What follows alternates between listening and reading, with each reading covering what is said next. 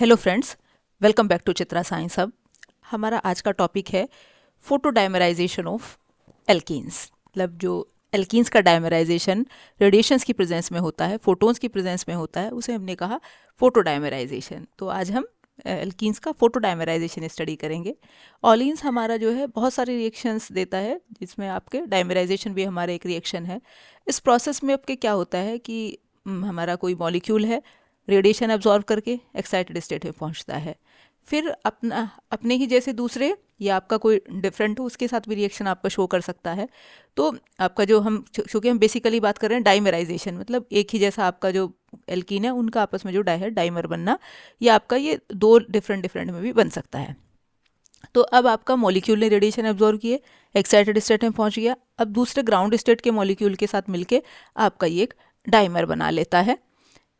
इसका एक एग्जाम्पल है हमारा डाइमराइजेशन ऑफ एंथ्रासीन। एंथ्रासीन भी हमारे डाइमराइजेशन का एक रिएक्शन है।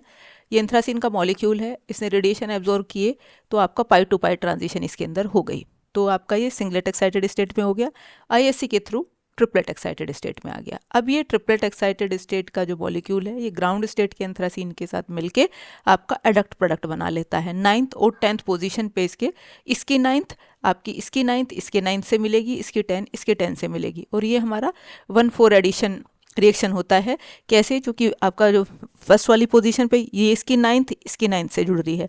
अब ये यदि यहाँ से हम देखने लगे 1 2 3 4, इसी तरह से इसका ये 1 2 3 4, तो 9th 9th से जुड़ेगा, 10 10 से जुड़ेगा आपका। तो ये हमारा एक डाइमराइजेशन का रिएक्शन है। तो इसमें एक एक्साइटेड स्टेट में था, एक ग्राउंड स्टेट में था, और उन्होंने फिर हमारे डाइमर बना लिया।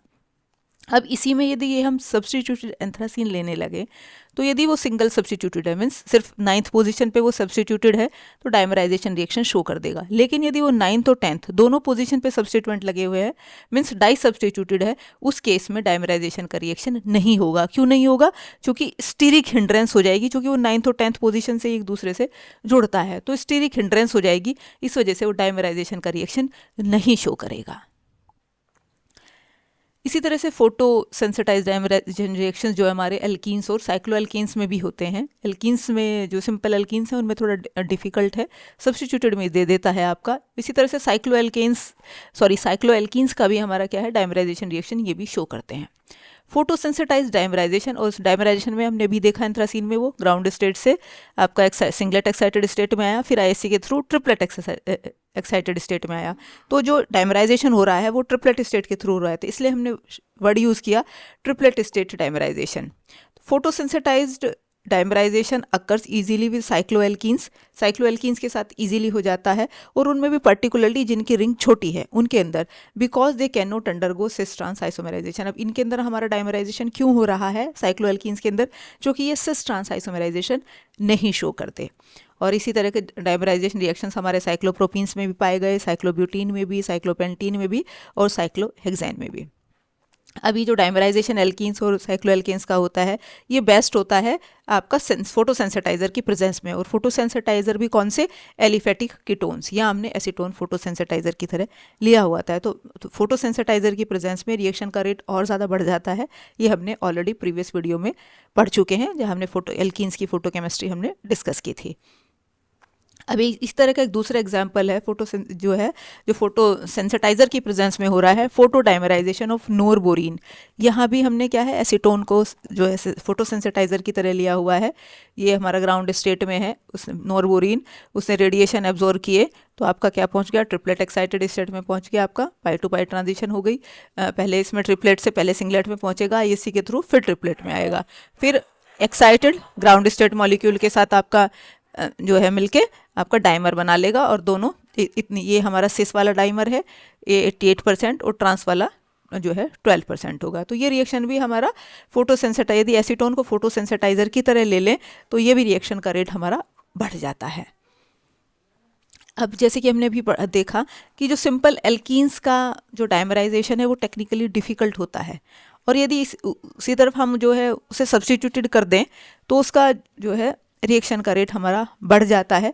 जैसे हमने लिया एल्काइल सब्स्टिट्यूटेड इथीन। अब क्यों बढ़ जाता है? Causes A bathochromic shift of the absorption band, इसे एक बैथोक्रोमिक शिफ्ट हो जाती है।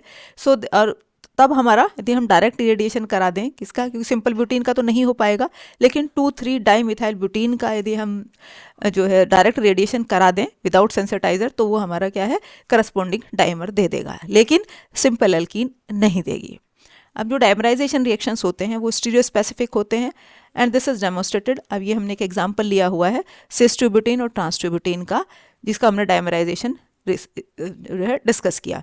तो ब्यूटीन जो है cis two butene will yield all cis dimer. अब सिस जो है वो सिस देगा, ट्रांस जो है ट्रांस देगा। जैसे सिस टू ब्यूटीन का लिया तो ऑल सिस डाइमर बने हमारे 57%, क्योंकि ये जो आपका जो है ये जो ये स्टीरियोकेमिस्ट्री में हम ऑलरेडी पढ़ते हैं कि ये जो स्ट्रॉन्ग लाइन होती है ये कब सब्स्टिट्यूएंट प्लेन के ऊपर बता रही है। तो दोनों हमने सारे के सारे हमारे क्या है इस जो है स्ट्रॉन्ग सॉलिड वेज से दिखा रखे हैं, तो इस सारे एक तरफ है सिस डाइमर। इसी तरह ये हमने ये लिया, ये दोनों अब यदि इन दोनों के रेस्पेक्ट में देखने लगे तो वो एंटी है। वैसे दोनों एक जैसे एक ही तरफ है तो इसलिए हमने नाम दिया सिस एंटी सिस, क्योंकि दोनों ये एक जैसे एक तरफ, ये दोनों ऐसे एक तरफ, क्योंकि दोनों ये प्लेन के ऊपर और ये दोनों प्लेन के नीचे। लेकिन अब एक दूसरे के रेस्पेक्ट में देखने लगे तो एंटी है, इसलिए हमने नाम दिया सिस एंटी सिस डाइमर। इसी तरह से ट्रांस ट्यूब्यूटेन जो है वो भी हमारा क्या है ट्रांस आइसोमर देगा आपका।